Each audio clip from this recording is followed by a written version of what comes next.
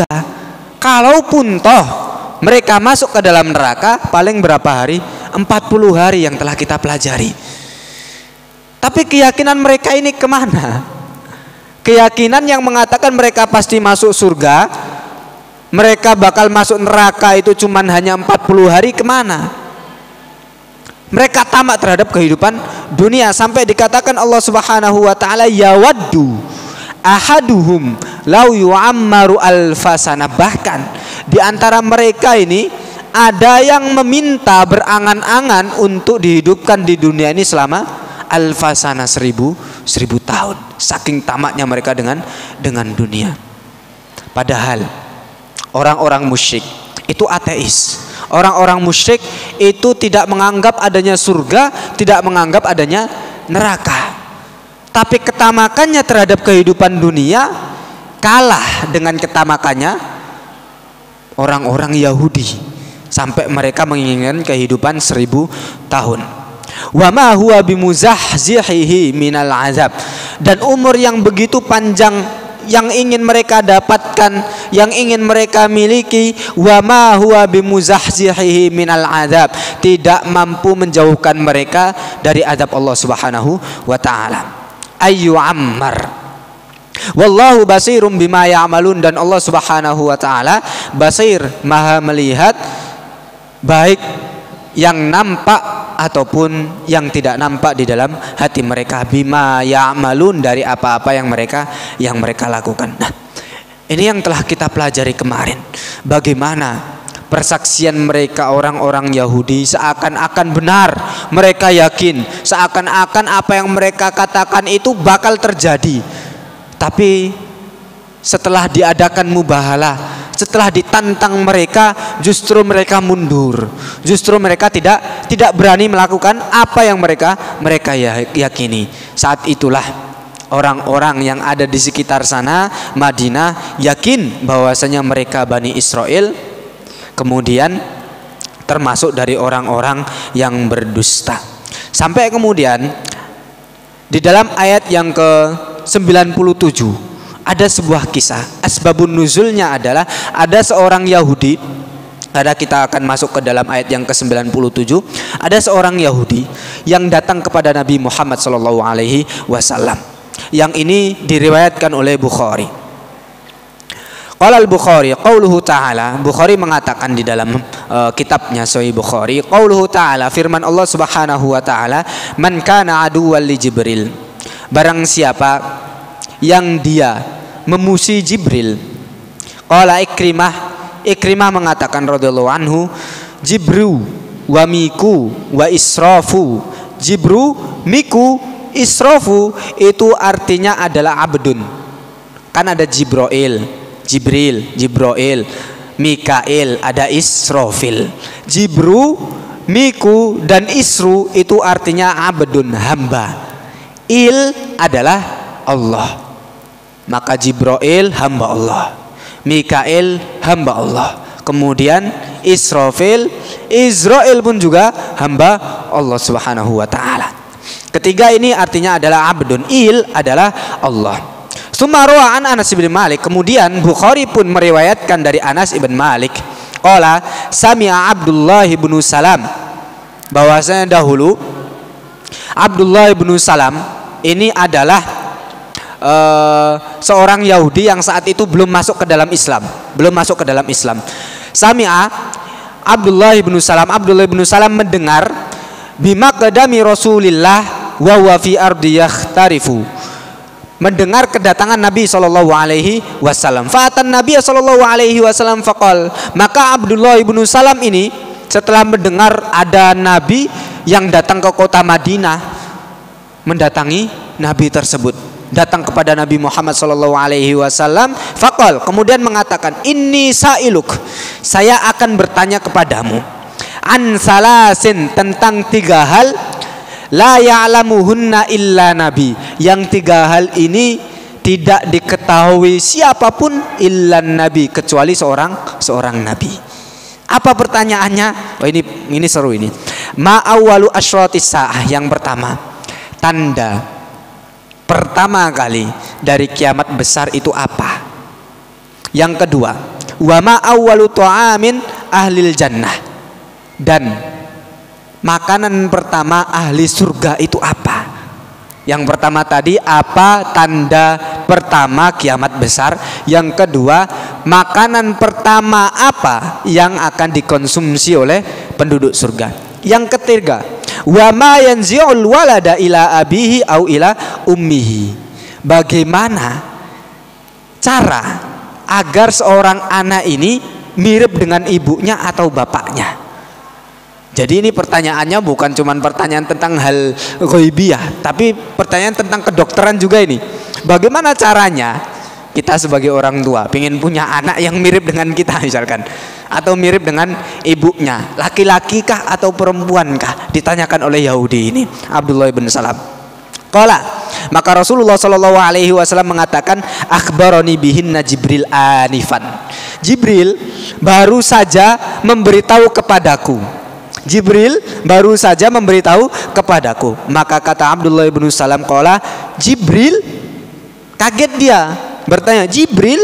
Maka kata Abdullah bin Salam, qala kata Nabi Shallallahu Alaihi Wasallam, qala na'am, qala dzaka aduul yahudi minal malaikah. Abdullah bin Salam mengatakan, itu Jibril itu adalah musuhnya orang-orang Yahudi minal malaikah, dari golongan malaikat. Dikatakan seperti itu. Maka faqara hadil ayah, Nabi Shallallahu Alaihi Wasallam membaca ayat ini, man kana aduwwan li Jibril fa innahu nazzalahu ala qalbik ila akhirih. Kemudian dilanjutkan oleh Nabi Shallallahu Alaihi Wasallam, amma awwalu asyratis saah, adapun tanda hari kiamat besar yang pertama, fanarun tahsyurun nasa minal masyriqi ilal maghrib, adalah nanti di akhir zaman tanda yang pertama kali muncul untuk kiamat besar adalah nar, sebuah api yang api itu sangat besar sampai tahsyurun nas, menggiring manusia minal masyriqi ilal maghrib, dari timur ke barat. Jadi manusia ini nanti ketika datang tanda kiamat besar yang pertama, munculnya api yang mana api ini menggiring semua manusia dari barat ke dari timur ke barat, digiring semua. Yang kedua, wa amma awwalu ta'amin yakuluhu ahlul jannah, adapun makanan pertama kali yang dimakan oleh penduduk surga, faziyadatu kabidil hut, maka adalah kabid itu hati, livernya paus. Livernya paus, lebih dari livernya paus. Nggak tahu livernya paus rasanya seperti apa. Ziyadatu kabidil hut, lebih besar, lebih baik, lebih enak daripada hatinya livernya paus. Niki sing nelayan mungkin tahu ya, livernya paus pripun rasanya. Ada yang tahu? Karena muntahannya paus. Jadi paus itu sesekali itu muntah. Muntahannya paus itu bisa menjadi parfum yang paling mahal di dunia. Muntahannya. Jadi muntahannya paus kalau yang saya baca itu seperti kayu keras batu yang kalau diolah itu menjadi parfum yang paling wangi, yang kita namakan dengan kasturi. Ini paling wangi dan paling mahal. Dari apa? Dari muntahannya paus. Wallahu a'lam, rasanya livernya paus itu bagaimana? Mungkin nanti bisa kita coba kalau ada paus terdampar di sini ya. Lumba-lumba kemarin ada lumba-lumba terdampar. Ya qadarullah, ada lumba-lumba ke sini, mungkin besok ditakdirkan paus yang terdampar. Kemudian dilanjutkan oleh Nabi Shallallahu Alaihi Wasallam, wa idza sabaqa ma'ur rajul. Wah, ini pembahasannya agak sensitif nih.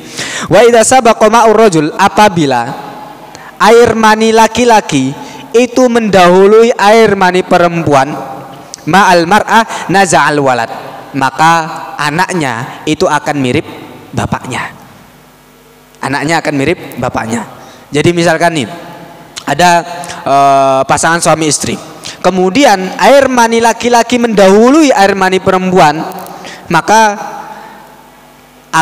anaknya akan mirip dengan bapaknya. Tapi kalau air mani perempuan mendahului air mani laki-laki, anaknya mirip ibunya. Wallahu a'lam. Ini sabda Nabi Shallallahu Alaihi Wasallam dan itu diambil dari kebanyakan, sesuatu yang kebanyakan seperti itu, mayoritasnya seperti itu. Naza'al walad wa idza sabaqa ma'ul mar'a naza'at. Qala, kemudian Abdullah bin Salam tadi, Yahudi mengatakan asyhadu alla ilaha illallah. Saya bersaksi tidak ada Tuhan yang benar dan berhak disembah kecuali Allah. Wa annaka rasulullah, dan engkau sesungguhnya benar-benar utusan Allah. Setelah apa? Setelah menanyakan 3 hal, yang 3 hal ini tidak diketahui siapapun kecuali seorang nabi. Dan beliau melanjutkan, Abdullah bin Salam radhiyallahu anhu, ya Rasulullah, wahai Rasulullah, innal yahuda qaumun buhtun. Orang Yahudi itu kaum yang tercela. Orang Yahudi itu kaum yang mencela-mencela. Tahu mencela-mencela? Kadang A, kadang B. Enggak punya pendirian.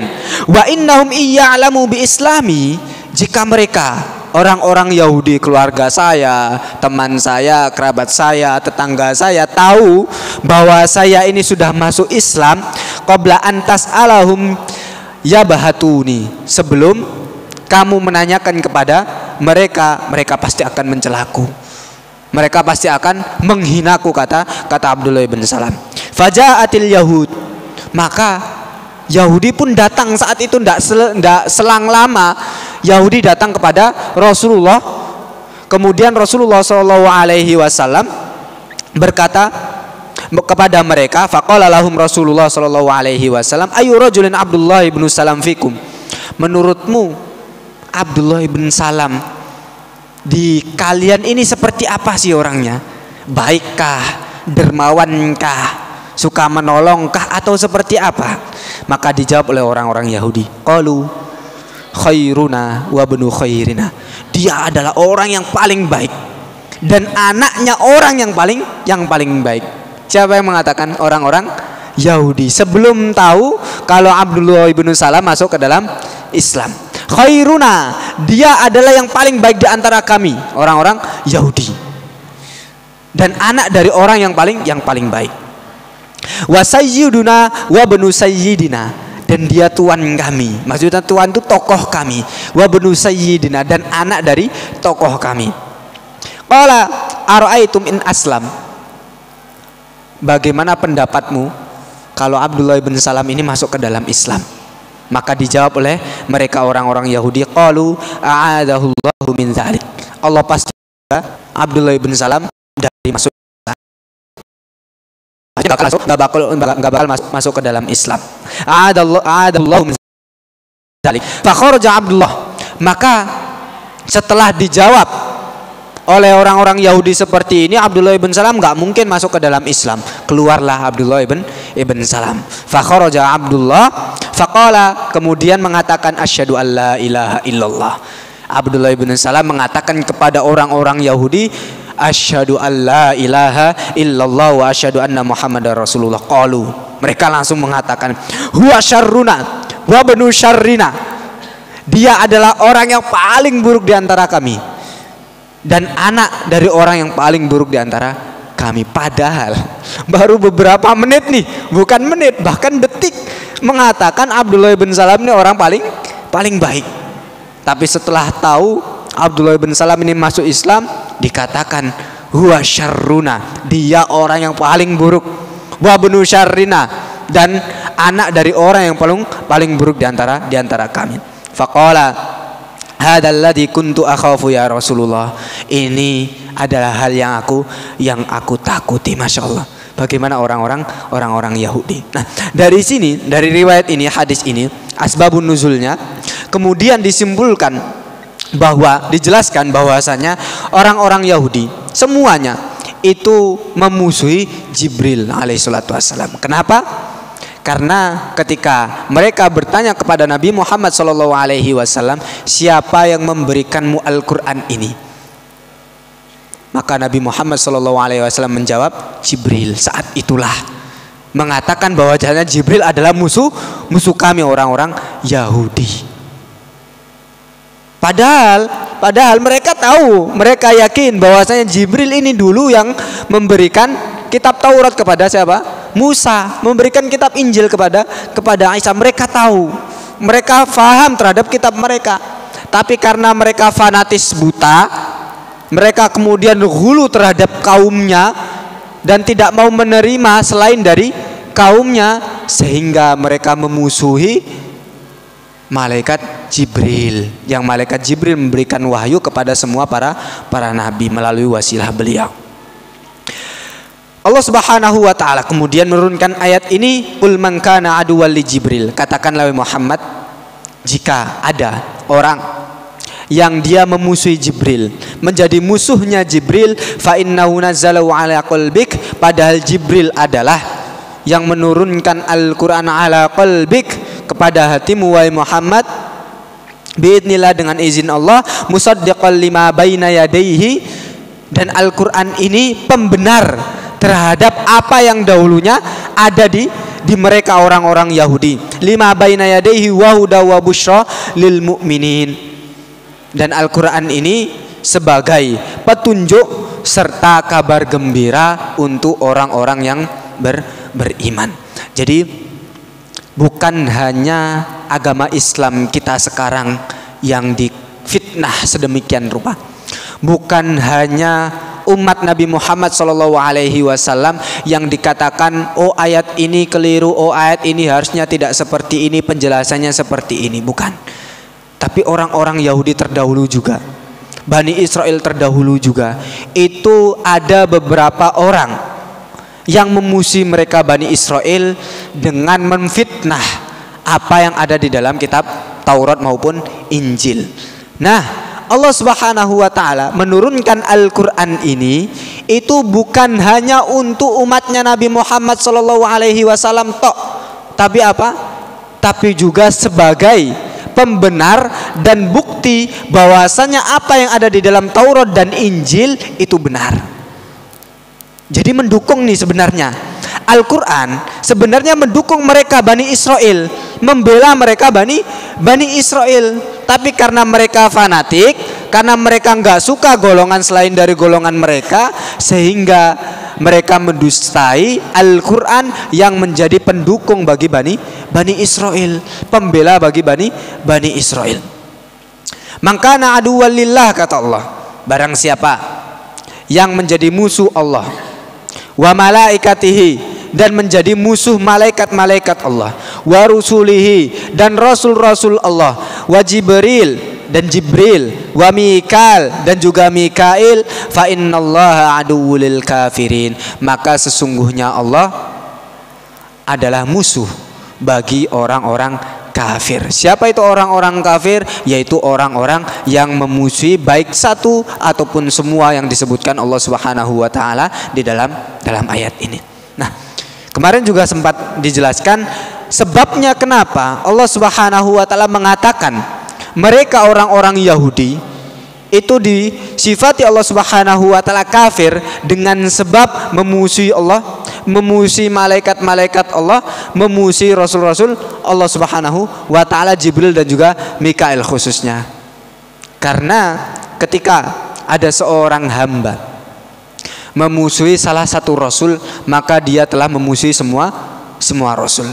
Ada satu hamba ketika dia mengkufuri satu ayat, dia telah mengkufuri semua ayat. Ketika ada seorang hamba dia memusuhi utusan Allah Subhanahu wa taala, tidak beriman kepada utusan Allah, maka dia telah kufur terhadap Allah Subhanahu wa taala. Dia telah memusuhi Allah Subhanahu wa taala. Lantaran apa? Lantaran dia memusuhi utusan Allah Subhanahu wa taala. Bani Israel sudah memusuhi Jibril dari ucapan mereka, pengakuan mereka sendiri. Maka dari permusuhan inilah mereka kemudian dikatakan juga memusuhi Allah. Dari permusuhan inilah mereka kemudian dikatakan Allah Subhanahu wa taala juga memusuhi para rasul. Kenapa? Karena Jibril memberikan wahyu kepada para rasul, seakan-akan mereka juga memusuhi para rasul. fa innallaha aduwwul lil kafirin, maka sesungguhnya Allah Subhanahu wa taala adalah musuh bagi orang-orang kafir. Ayat selanjutnya Allah Subhanahu wa taala mengatakan, walaqad anzalna ilaika ayatin bayyinat, wahai Muhammad, sungguh kami telah turunkan kepada kamu ayatin bayyinat, tanda-tanda yang benar, yang jelas, yang nyata. Ayat itu bukan cuman tanda, bukan cuman alamat, tapi ketika Allah Subhanahu wa taala menyebutkan ayat baik di dalam Al-Quran maupun lewat hadis, maka ayat ini mengandung sebuah tanda yang mampu mendekatkan diri kepada Allah Subhanahu wa taala. Jadi ayat itu bukan hanya sekedar alamat dan tanda, tapi sesuatu yang ketika kita melihat hal tersebut mampu mendekatkan diri kita kepada Allah Subhanahu wa taala. Ini dinamakan dengan ayat. Walaqad anzalna ilaika ayatin bayyinat wa ma yakfuru biha illal fasiqun, dan tidaklah ada yang mengkufuri ayat-ayat ini illal fasiqun, kecuali orang-orang yang fasik. Baru saja tadi hari ini saya mendapati sebuah hadis yang insyaallah kita semua tahu hadisnya dan pernah mendengar. Rasulullah Shallallahu Alaihi Wasallam pernah mengatakan, saya rindu terhadap saudara saya. Saya rindu terhadap saudara saya. Kenapa Rasulullah Shallallahu Alaihi Wasallam rindu? Para sahabat kemudian bertanya kepada Nabi Shallallahu Alaihi Wasallam, ya Rasulullah, bukankah kami umatmu? Bukankah kami saudaramu? Maka Nabi Shallallahu Alaihi Wasallam mengatakan, la, bal antum ashabi, enggak, tapi kalian justru adalah para sahabatku. Dijawab oleh Nabi Shallallahu Alaihi Wasallam, saya rindu mereka. Haula ummati, mereka adalah umatku. Lam ra'auni, mereka tidak pernah melihatku. Walam ra'au mu'jizati, dan mereka tidak pernah melihat mukjizatku. Kita enggak pernah melihat Nabi Shallallahu Alaihi Wasallam membelah bulan. Kita tidak pernah melihat Nabi Shallallahu Alaihi Wasallam kemudian turun wahyu saat itu. Kita tidak pernah melihat Nabi Shallallahu Alaihi Wasallam menyembuhkan orang sakit, menghidupkan orang mati. Tidak pernah melihat Nabi Shallallahu Alaihi Wasallam mendapatkan mukjizat ini dan itu. Tapi hebatnya, kata Nabi Shallallahu Alaihi Wasallam, mereka umatku itu adalah ja'u min ba'dikum, yang mereka datang setelah kalian, nggak pernah melihatku, nggak pernah melihat mukjizatku, tapi mereka beriman kepadaku. Masya Allah. Rasulullah Shallallahu Alaihi Wasallam di dalam akhir hadis ini kemudian mengatakan apa? Aku menunggu mereka di telagaku. Masya Allah. Rasulullah Shallallahu Alaihi Wasallam telah menunggu kita di telaganya, alal haud, di telaga Nabi Shallallahu Alaihi Wasallam, umatnya, umat Nabi Muhammad Sallallahu Alaihi Wasallam. Tapi ada beberapa dari umat Nabi Muhammad Sallallahu Alaihi Wasallam yang saat itu Nabi ketika sudah menunggu umatnya mengatakan, umatku, kumpul sini semua, umatku. Kemudian semua orang mengangkat tangannya, saya ya Rasulullah, saya umatmu ya Rasulullah, saya. Tapi ada orang yang mungkin di hadapan Rasulullah, mungkin dilihat oleh Rasulullah Shallallahu Alaihi Wasallam, tapi seakan-akan nggak dianggap, seakan-akan nggak dilihat oleh Nabi Shallallahu Alaihi Wasallam. Kemudian terus, saya Rasulullah, saya umatmu. Kenapa? Saking tamaknya mereka, saking inginnya mereka diakui oleh Nabi Shallallahu Alaihi Wasallam sebagai umatnya. Kemudian Nabi Shallallahu Alaihi Wasallam mengatakan, kalau begitu apa buktinya? Apa bukti bahwa kamu adalah umatku? Mereka mengatakan, saya dulu pindah dari satu majelis ke majelis yang lain untuk mempelajari Al-Quran dan Sunnah. Saya dulu mengatakan cinta kepada Allah dan Rasulnya. Tapi kata Nabi, memang benar kamu melakukan hal tersebut, tapi saya tidak melihat adanya hal itu pada dirimu. Karena nanti umat Nabi Muhammad SAW, ciri-cirinya bukan dengan fisik, ciri-cirinya bukan dengan pengakuan, tapi ciri-ciri dari Nabi Muhammad, dari umat Nabi Muhammad SAW adalah cahaya yang keluar dari jasad umat Nabi Muhammad SAW. Dan Nabi tidak melihat pada orang-orang ini. Kenapa bisa terjadi hal tersebut? Karena mereka tidak mencintai Nabi SAW dari hatinya. Bisa jadi kita mengaku cinta kepada Nabi, bisa jadi kita mengaku umatnya Nabi, tapi di dalam hati kita naudzubillah terdapat hal-hal yang mungkin kita tidak pernah tahu bahwasanya hal tersebut mampu menghalangi diri kita dari cinta kepada Nabi Muhammad SAW. Walaqad anzalna ilaika ayatin bayyinat wa ma yakfuru biha illal fasiqun. Dan tidaklah orang yang kufur terhadap ayat-ayat Allah Subhanahu wa taala kecuali orang-orang yang fasik, yang dia sering melakukan dosa-dosa kecil ataupun dosa-dosa besar. Sampai ayat ini semoga Allah Subhanahu wa taala menjadikan kita umat Nabi Muhammad SAW dan juga menghindarkan kita dari sifat-sifatnya orang Yahudi, dari sifat-sifatnya orang yang Allah Subhanahu wa taala katakan orang-orang kafir maupun orang-orang fasik. Allahumma amin. Wabillahi taufik wal hidayah wa ridha wal inayah. Assalamualaikum warahmatullahi wabarakatuh. Anda sesi tanya jawab.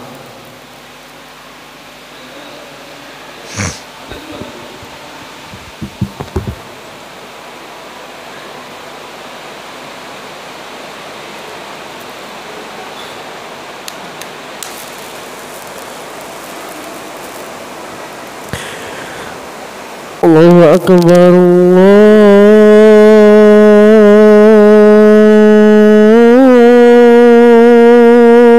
Allahu Akbar.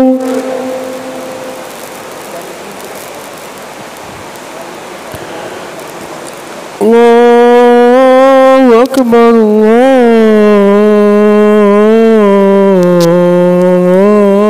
Allahu Akbar. Asyhadu an la ilaha illallah.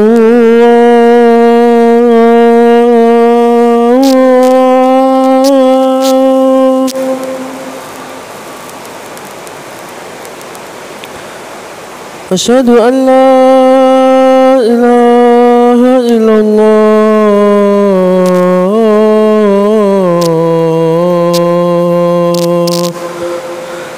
Asyhadu anna Muhammadar Rasulullah.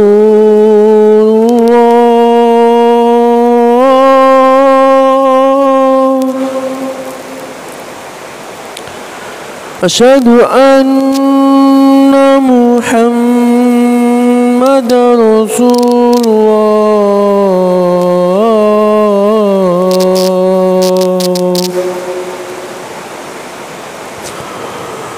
Hayya 'alas salat.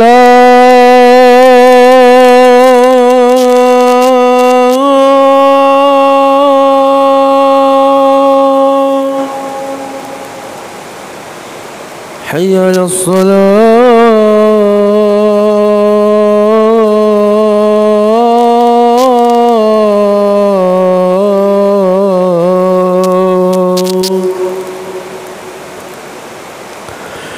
حي على الفلاح.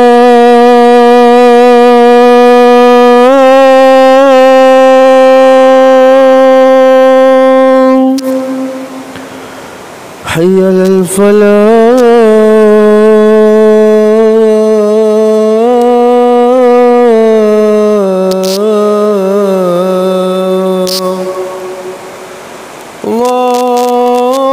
الله أكبر.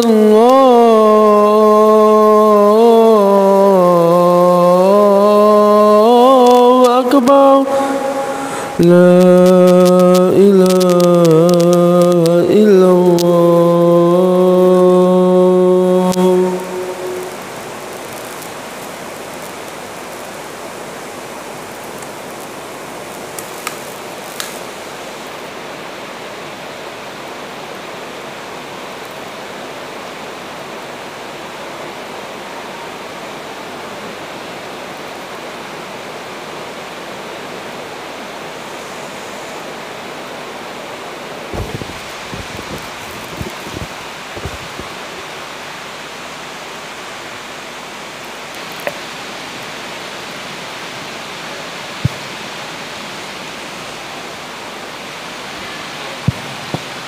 Assalamualaikum warahmatullahi wabarakatuh. Waalaikumsalam warahmatullahi wabarakatuh. Afwan Ustaz, menyambung dari hadis yang antum bacakan tadi bahwa Rasulullah SAW itu merindukan saudaranya. Kalau tidak salah saya pernah terbaca sebuah hadis itu begini. Mereka umat akhir zaman itu lebih baik dari kalian 50 kali lebih kalian.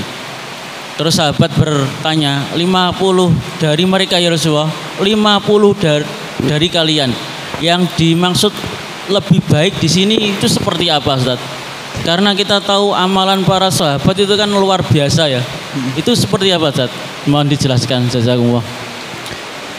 Bismillahirrahmanirrahim. Alhamdulillah wassalatu wassalamu ala nabiyina Muhammad wa ala alihi washabbihi ajmain. Dalam riwayat disebutkan bahwasanya umat akhir zaman itu 50 kali lebih baik daripada kalian para sahabat. Bukan berarti keimanan kita lebih baik dari mereka. Bukan berarti amalan kita lebih baik daripada mereka. Para sahabat, keimanan mereka, bahkan Abu Bakar radhiyallahu anhu wa ardahu, dalam sebuah riwayat dijelaskan kalau keimanan Abu Bakar ditimbang di satu timbangan, kemudian yang satunya ini keimanan semua umatnya Nabi Muhammad SAW, mana yang lebih berat? Imannya Abu Bakar. Begitupun amalannya para sahabat. Kita tahu perjuangannya para sahabat bersama Nabi. Ketika Nabi SAW mau perang, Abu Bakar, Umar, Utsman, semua orang-orang kaya, bahkan bukan orang kaya, itu berbondong-bondong untuk mensedekahkan apa? Hartanya. Semua harta disedekahkan. Maka bukan juga dengan amalan kita bisa menjadi lebih baik daripada mereka para sahabat. Wallahu alam seperti apa lebih baik daripada para sahabat ini? Karena bedanya kita dengan para sahabat, mereka bertemu dengan Nabi, mereka melihat mukjizatnya Nabi, sedangkan kita tidak pernah bertemu, tidak pernah melihat mukjizatnya Nabi, tapi kita beriman. Dari segi inilah kita lebih baik daripada mereka para sahabat, dari segi ini. Karena bisa jadi ketika para sahabat mungkin ketika ditakdirkan hidup di zaman ini belum tentu mereka beriman. Karena jauhnya antara kita dengan Nabi 1400 tahun lebih kita dari Nabi. Saking jauhnya, nggak pernah melihat fisiknya seperti apa, mukjizatnya bagaimana. Tapi ada orang-orang yang saking imannya kepada Nabi Muhammad SAW itu menangis ketika mendengar nama Nabi Muhammad SAW. Dari segi inilah kita lebih baik daripada para sahabat. Wallahu alam bishawab. Karena untuk keimanan, karena untuk amalan tentu para sahabat lebih baik.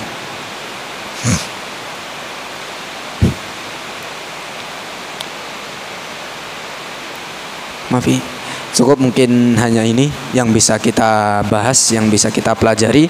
Jazakumullahu khairan katsiran. Kita tutup dengan bacaan hamdalah dan kafaratul majelis.